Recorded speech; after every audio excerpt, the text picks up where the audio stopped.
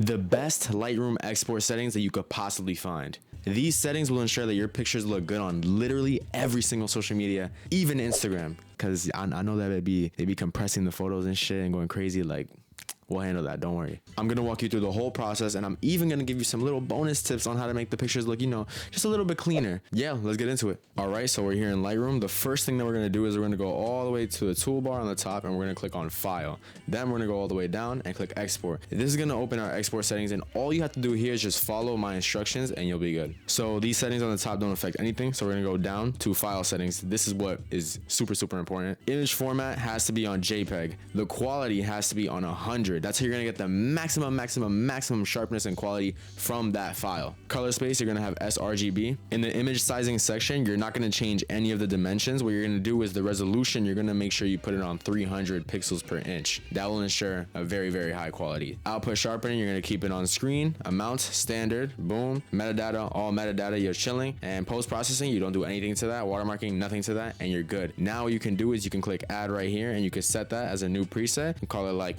something cool. And then you're just gonna create, and boom, you have the preset there. Now every time you're about to export, you just check the preset, and boom, you batch export, and you're good. Now those pictures that you export, you could put them up on any social media, and they're gonna be in a very tip-top shape. But I'm gonna give you a few tips on what you could do to make your picture even just a little bit more safe and more clearer on all these platforms. So a super underrated tool that not a lot of people use is the detail section in Lightroom. And if we zoom in on my friend's face right here, this is the default sharpening that goes on, and this is no sharpening at all, which you can see is extremely blurry, like super bad. So we turn on the detail, and what we could do is actually the amount, we could rise it up just a little bit. I usually like going to around 80, but then you notice it gets a little bit grainy around here. So what you can do to counter this graininess is you could go to the detail panel right here, and you could just put it down all the way to 0, and it will still sharpen the photo, but it removes majority of that grain, that nasty grain. So here's the before and after of the detail panel, and as you can see, there's a big difference in sharpening, which obviously makes your photo a little bit more clearer.